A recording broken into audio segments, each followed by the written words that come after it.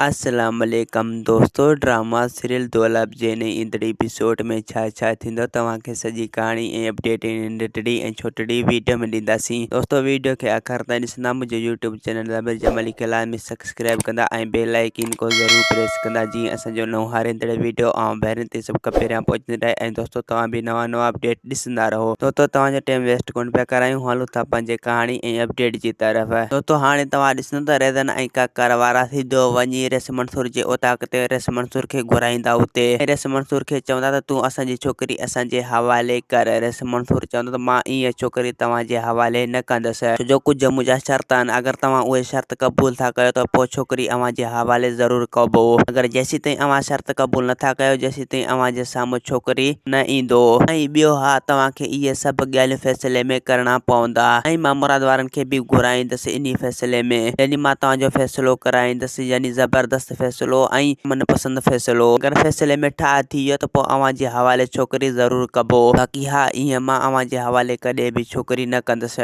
जो तव्हां छोकिरी खे कॾहिं बि मारे सघो था। उन जे करे मूंखे का बि भरवसो न आहे तव्हांजे मथां। रेज़न चवंदो त कूंज असांजी छोकिरी आहे, यानी असांजी इज़त आहे, असांखे जेको वणे उहो करे सघूं था। तुंहिंजो असांजे विच में कुझु बि न वञे, तूं सिर्फ़ु छोकिरी असांजे हवाले कर। ऐं पोइ इन मजबूर सां रेज़न ऐं काकर वारा सोडल जा जेके शर्त हुया, जेके हुन रेस मंसूर खे ॿुधाया, पोइ रेस मंसूर हिननि जे अॻियां शर्त उहे पेश कंदो। पोइ इहे शर्त ही मञी वठंदा, यानी शर्तनि खां कॾहिं बि इनकार न कंदा रेज़न ऐं काकर वारा।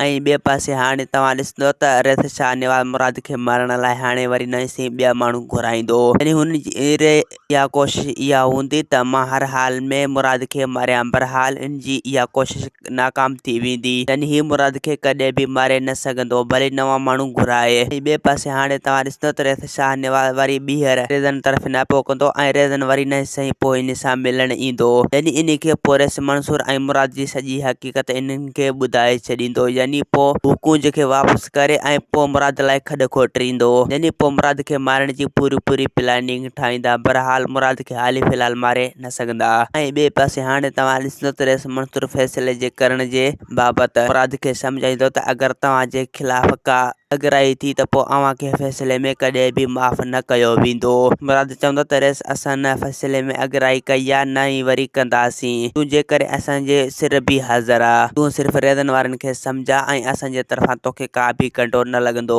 ऐं वरी असां तुंहिंजे फ़ैसिले खां इनकारी थींदासीं, जेको तोखे फ़ैसिलो करिणो आहे तूं भली वञी कर, तूं असांजे तरफ़ां मुतमिन थी, तोखे असांजे तरफ़ां कॾहिं बि नुक़सानु न थींदो। ऐं ॿिए पासे हाणे दोस्तों तव्हां ॾिसंदो त काकर पंहिंजी भेण खे जल्द खां जल्द घर वठी ईंदो ऐं पोइ रेज़न सां सलाह कंदो। रेज़न खे चवंदो त हाणे कूंज खे मारियूं या न।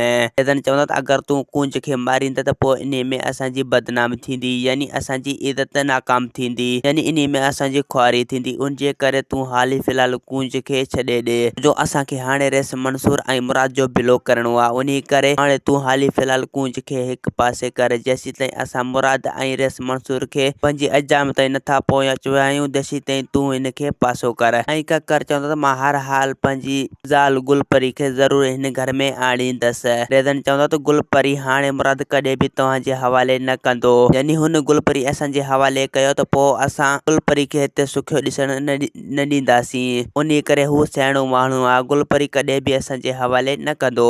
ऐं ॿिए पासे दोस्तों रेस शाह नवाज़ पंहिंजे बॉडीगार्ड खे धमकाईंदो त अगरि उनखे चवंदो त तूं इहे नओं माण्हू घुराईंदे, इहे जेकॾहिं मुराद खे मारे न सघंदा त पोइ मां तोखे मारे छॾींदसि, तूं इहो सम्झी छॾिजांइ। तूं अहिड़ा माण्हू वठी अचिजांइ जेको मुराद जो कमु तमामु करे वठनि। दोस्तों असां गॾु ईंदा इजाज़त, वरी तव्हां सां मिलंदासीं के नई ईंदड़ वीडियो में। जेसीं ताईं पंहिंजो ख़्यालु रखंदा। ख़ुदा हाफ़िज़।